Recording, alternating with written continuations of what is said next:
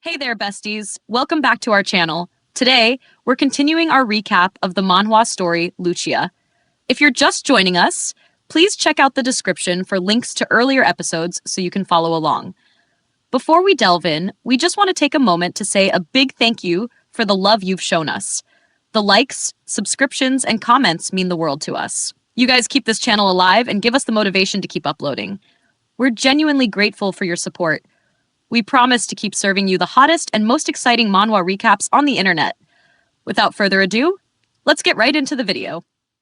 The next morning in the Taran estate, the sun had barely risen high enough to warm the corridors, but Duke Hugo was already seated at his desk. His pen moved steadily across the parchment, his handwriting sharp and decisive, as though each word carried the weight of command. The room was quiet except for the faint scratching of the pen. The fireplace crackled softly in the background, and the scent of fresh ink mixed with the faint aroma of polished wood. Jerome, the ever-dutiful butler, entered with measured steps. His presence was calm but deliberate, the soft clink of porcelain announcing the cup of coffee he placed carefully at the Duke's side.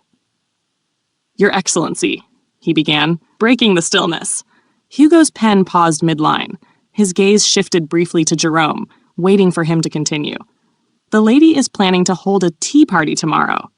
The Duke leaned back slightly in his chair, an unreadable expression passing over his face. "That's right," he said after a pause. "I've heard about it." Jerome clasped his hands neatly behind his back, his posture perfectly straight. "It will be her first time hosting such an event. Might I suggest sending her a congratulatory gift?" For a moment, Hugo said nothing. His chin rested in his palm, eyes narrowing slightly as he considered the suggestion. "A gift," his voice was thoughtful. "I suppose she would appreciate that." Inwardly, Hugo imagined the scene, Lucia's warm expression, the way she might smile in that quiet, genuine way of hers, the way she would thank him without a trace of pretense. A faint, almost imperceptible smirk formed on his lips. But as quickly as the thought came, so did the uncertainty. What should I give her? It was an oddly unsettling realization. Though he had the resources to procure anything, he had never once given Lucia a gift. Not a single one. His mind drifted to his past. Previous lovers had always been predictable. Jewels, rare ornaments, silks, lavish gifts that impressed by sheer extravagance. They were easy to please. But Lucia was different. She had never hinted at what she liked, never asked for anything, never even dropped subtle suggestions. "She never tells me what she wants," he thought. "With others, I could just buy what they asked for. But with her, nothing, no clue." Across the desk, Jerome observed his master in silence. For most, seeing Duke Hugo hesitate would be unthinkable. Yet here he was, pausing over something as simple as a gift. The butler's lips curved ever so slightly in a discreet, approving smile. "I never thought I'd see the day when His Excellency would trouble himself over something like this," Jerome thought. Remarkable. Before the moment could settle, a knock echoed from the door. Jerome moved to answer, pulling it open just enough to see the visitor. His expression shifted immediately to one of mild shock. "Oh, you are." He quickly composed himself and turned back to Hugo. "Your Excellency," he said with formality, "Lord Philip is here. He has returned to Roham after a long absence and wishes to greet you." At the name, Hugo's expression changed in an instant. The light in his eyes hardened, and the air around him seemed to turn colder. The easy calm from moments ago evaporated, replaced by a silent, simmering hostility. Lord Philip had served the Taran family as their doctor for generations, his position handed down like an heirloom.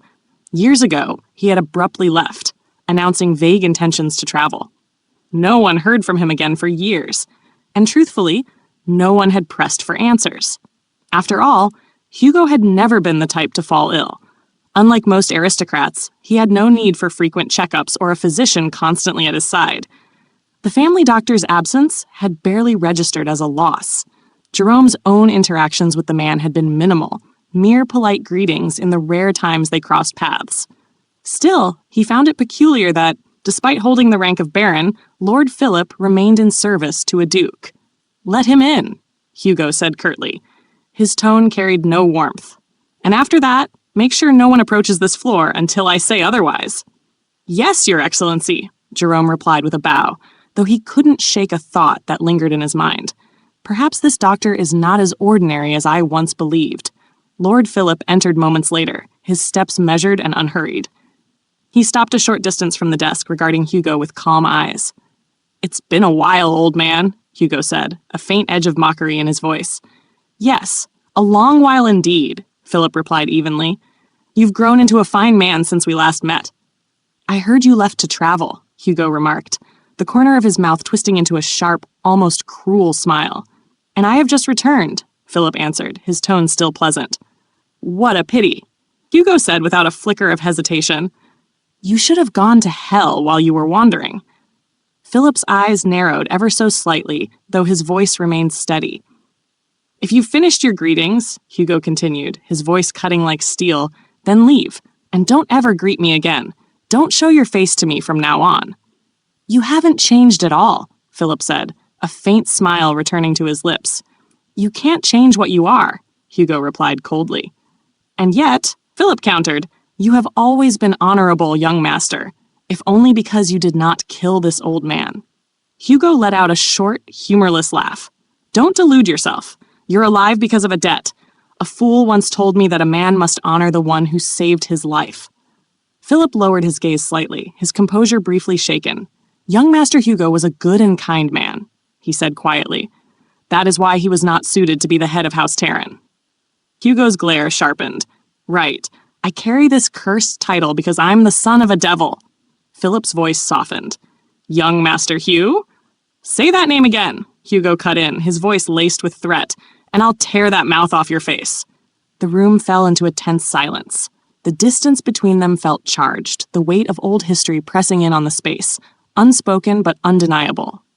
Lord Philip's voice was calm but heavy with meaning as he broke the silence. "He sacrificed himself for you, young master." Duke Hugo's eyes narrowed, his reply sharp. "I never wanted such a thing." Philip, composed and deliberate, countered, "Young Master Hugo wished more than anyone for you to hold the position you now have. You and he, both of the Terran bloodline, share the right to lead this house." Hugo's gaze drifted, his words lowering into a murmur as old memories stirred. "The tragedy in the West Tower took the devil's life that day, and because of it, I'm the one who sits here now. I am Hugo. Duke Hugo." Philip did not flinch. "Yes, the title is yours. When will you accept that you are the master of this house?" "That will never happen," Hugo said flatly. "I'll hand everything over to him as soon as he's old enough." "Young Master Damien is still too young," Philip reminded, his tone soft but firm. "That's why I'm waiting," Hugo answered. His voice dropped lower, more bitter. "I'm waiting in this abominable place, waiting for the day I can hand it all over and be free." Philip's expression remained unreadable. It is a position stained with young Master Hugo's blood, and that is precisely what makes it noble. Hugo leaned forward, resting his chin on his folded arms. His words were laced with warning. "You've always been clever, old man. If you dared to speak this nonsense back then, I'd have taken your head clean off. But all you did was kneel in silence." His eyes hardened. "Do you know I've killed every single person who knew the truth of that day? Everyone, except you." "You left no trace behind," Philip observed evenly. "That's right," Hugo admitted. "It disgusted me so much I couldn't stand it. You're the last one, so hurry up and go to hell. When you're gone, maybe the stench of that day will finally vanish." Philip, still unshaken, replied, "For the sake of his only family, the late Duke made an inevitable choice." "Choice?" Hugo's hand slammed down on the desk. The word unlocked the past. Hugo saw again the scene from his youth, kneeling before his father, the former Duke of Terran, while his father's cold voice rang out, "If you obediently become my heir, I won't harm him." Long ago, the Duke had chosen between his twin sons. Hugo was kept and raised as heir. His brother Hugh was sold into the hands of a mercenary, discarded like an unwanted coin. Years passed. The Duke, never satisfied, began to doubt Hugo's worth. Hugo was too good-hearted, too unwilling to crush others to climb higher. Meanwhile, Hugh had survived, endured, and risen in the mercenary world, enough to catch the Duke's eye. Now, the Duke wanted him back. Hugh returned to the estate, begged for mercy, not for himself, but for someone else. He obeyed every command, bore every lesson, and even traveled in Hugo's stead, all to protect his brother. He shed his rough mercenary speech and reshaped himself into the perfect, noble son, all without knowing that Hugo, at the very same time, was casting aside his own privileges, all for him. Hugo saw through the manipulation. He realized the Duke's twisted game. As long as Hugo lived, the Duke would use him to keep Hugh obedient. His existence was the chain around his brother's neck. In the end, Hugo took the only path he saw. He slaughtered everyone in the Duke's castle, and in a way, himself too. That old man, Hugo spat now, fists clenched, took a boy who couldn't even kill a bug and drove him to murder everyone, including himself. There was no choice. It was greed, pure and vile. Philip began, "Young master?" "Stop calling me that," Hugo snapped. "I'm the Duke now, the head of House Terran. Why are you still trapped in the past from 10 years ago?" Philip fell silent, his eyes shadowed. I thought, by now he might understand, but I was wrong. Inwardly, he wondered, would the bloodline of Terran end here? Could this family, so proud and ancient, be at its final chapter? There had never been twins in their history. Perhaps their birth had been a warning. At last, he spoke. "I heard you married, but you cannot have a child with her." "It couldn't have worked out better," Hugo replied without hesitation. Philip's patience frayed. "Does the lady know?" Hugo's voice was iron. "Don't even think about going near my wife. I'm warning you." The threat was clear, and for the first time, Philip's composure faltered. Elsewhere, in the quiet of the castle gardens, Lucia wandered among the roses. She reached out, brushing the petals with her fingertips. From somewhere nearby, a voice called her name. She turned. Lucia greeted Jerome with a composed smile, her voice calm but tinged with curiosity. "What is it?" she asked, noticing the butler's presence alongside her handmaiden. Jerome, ever the picture of propriety, inclined his head.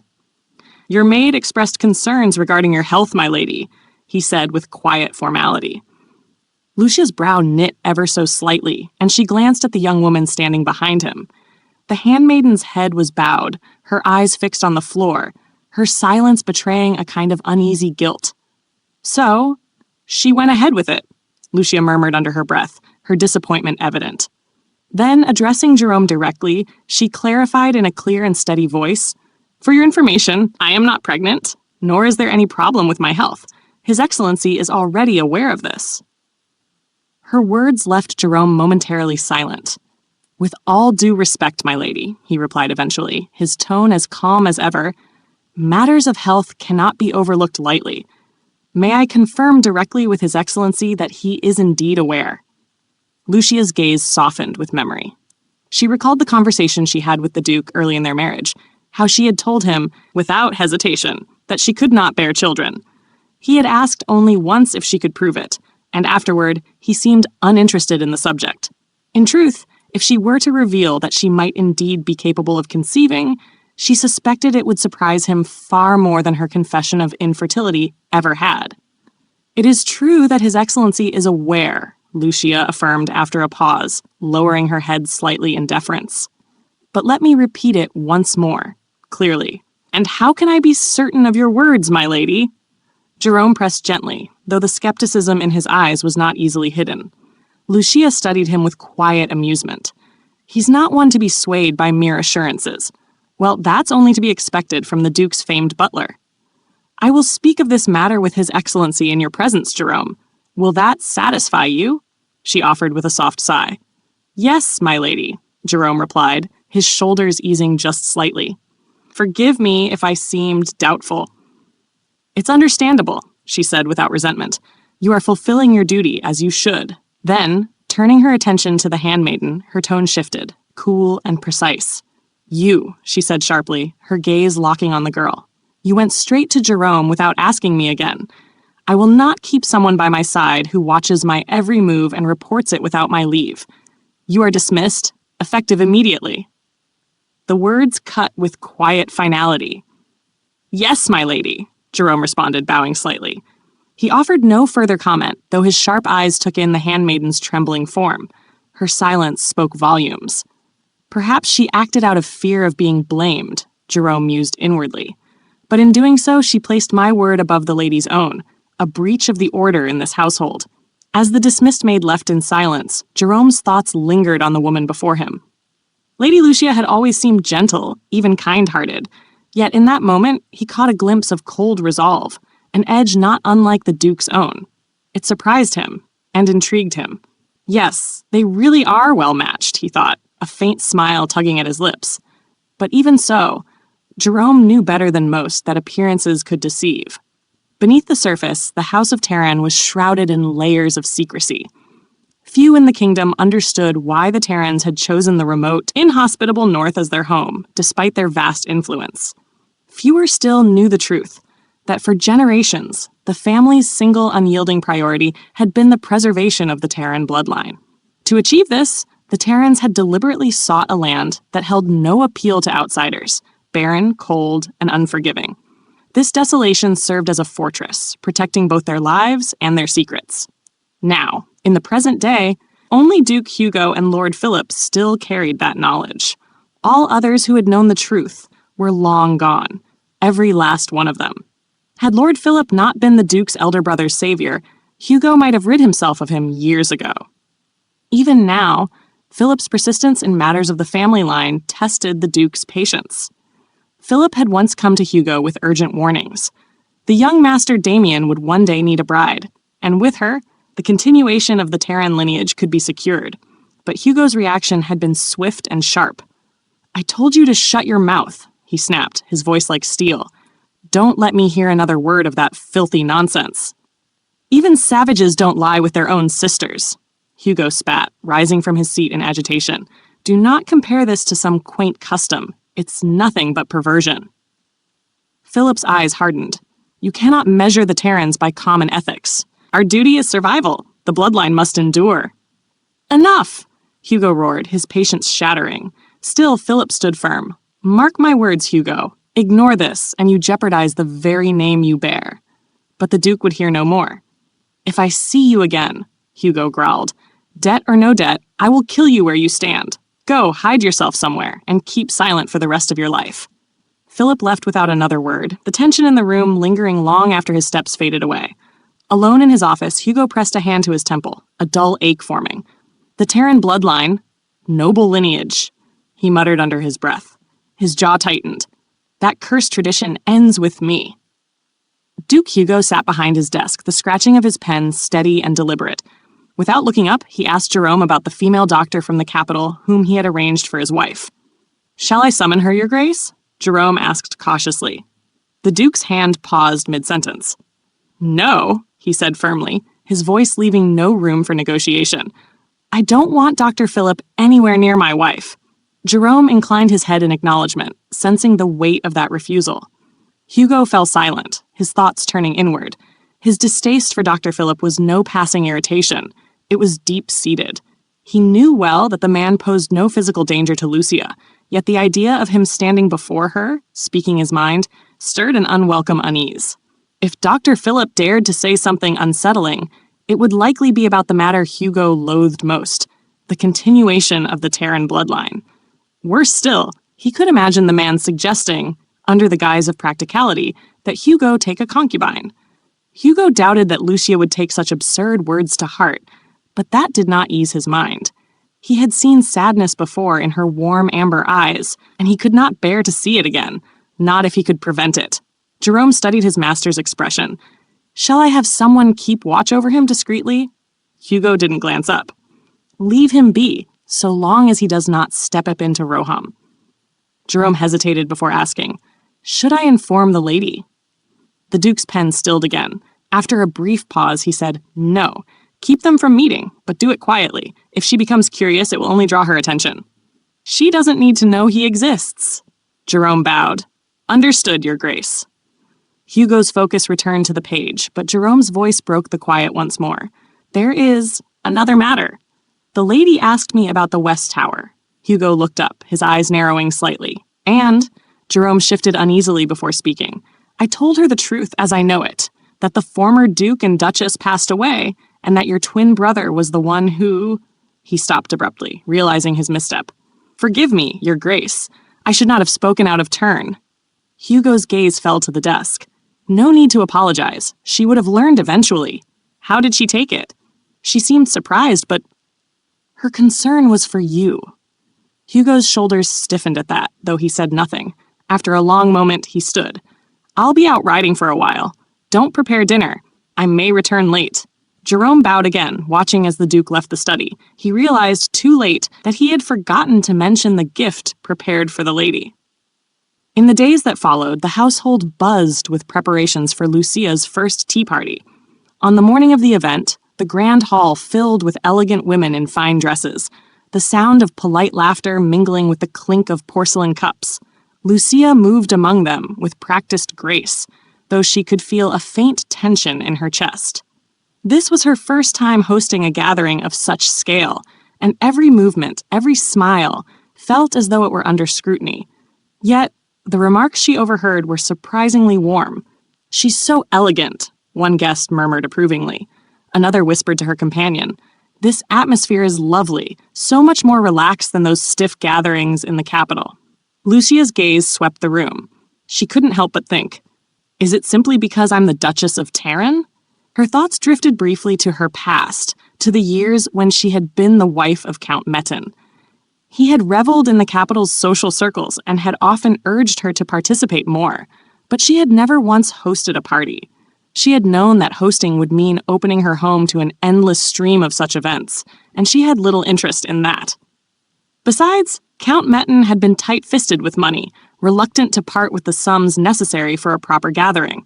Now, in this warm and buzzing room, her earlier apprehension began to ease. It was then that Jerome appeared at the doorway, bowing apologetically. "Pardon the interruption, my lady. The master has sent a gift to mark your first social occasion." "Shall I bring it in?" Lucia blinked, momentarily caught off guard. A murmur ran through the crowd, and soon soft laughter followed. "He sent her a gift?" one woman whispered, her eyes alight. Within moments, stewards entered carrying armfuls of roses, lush, full blooms in rich shades of red. Gasps of delight rippled through the guests. "My, so many flowers," one exclaimed. "They're exquisite," another agreed. "I didn't know His Grace had such a romantic side," someone remarked with a playful smile. Lucia felt her cheeks warm, the faintest blush rising as she took in the sight. The fragrance of the roses filled the air, their petals vibrant against the room's refined palette. She could not help but smile. Small, but genuine. He sent these for me. And for a moment, the room's polite chatter faded, leaving only the quiet warmth of the gesture. Her gaze fixed on the arrangement of flowers before her. The vibrant petals swayed gently with the breeze, their colors vivid against the soft light of the terrace. She leaned forward slightly, inhaling their fragrance, and a faint blush warmed her cheeks. "To think he sent me a gift like this," she mused, her lips curving into a subtle, almost self-conscious smile. "Did His Excellency say anything in particular when he sent these?" she asked Jerome, her voice carrying a note of curiosity. Jerome, standing at her side, was caught off guard by the question. "He said that he hoped his gift was appropriate for today's theme," he replied after a moment, his tone pleasant but measured. Lucia blinked, surprised by the answer, though she quickly schooled her expression into polite composure. "I see," she said, her smile soft but restrained. "I'll make sure to thank him personally." The tea party wound down soon after. The chatter of noble women faded into polite farewells as Lucia escorted her guests to the door. "This has been a truly delightful tea party," one of the ladies said warmly. "Please invite us again anytime," another chimed in, her tone light and sincere. Lucia stood beside Jerome, watching as their carriages rolled away down the path. "You did well, my lady," Jerome remarked, a smile of quiet pride on his face. All the ladies looked very cheerful as they left. It seems they enjoyed themselves. Lucia returned his smile graciously. "Thank you for your hard work too, Jerome." Her tone shifted ever so slightly as she added, "By the way, there's something I'd like to ask you." Jerome's back stiffened, and a faint shiver ran through him. "It's been a while since she's looked at me like that," he thought, bracing himself. "Of course, my lady. What is your question?" "The flowers," Lucia said, her gaze steady. "He didn't order them, did he?" "Pardon?" Jerome's voice pitched higher than usual, almost cracking. He stood frozen, mouth slightly agape. Lucia chuckled quietly at his expression. "At first, I really thought he had sent them. If you hadn't said that last part, I would have believed it completely." She tilted her head, her smile sharpening with amusement. "He hoped his gift was appropriate for today's theme?" He's not that considerate. Jerome's tension was almost visible, and a bead of sweat traced down his temple. How can you know him less than I do? She teased lightly. Ah, my lady, Jerome stammered, shifting uncomfortably. It's all right, she said at last, her tone softening. Thank you for the gift, Jerome. My lady. That's not true, Jerome protested quickly, his voice edged with urgency.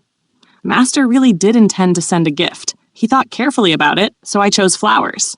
Lucia's expression changed slightly, curiosity replacing her earlier amusement. Really? Yes, Jerome said with an almost pleading sincerity. That much is true. Please believe me. She studied him for a moment before murmuring, Jerome's shoulders tensed again under her gaze. All right, she finally said, her tone carrying a note of restrained acceptance. My lady, it's really true. Milef, he insisted one last time. I said all right, she repeated, more firmly. I'll thank His Excellency for this.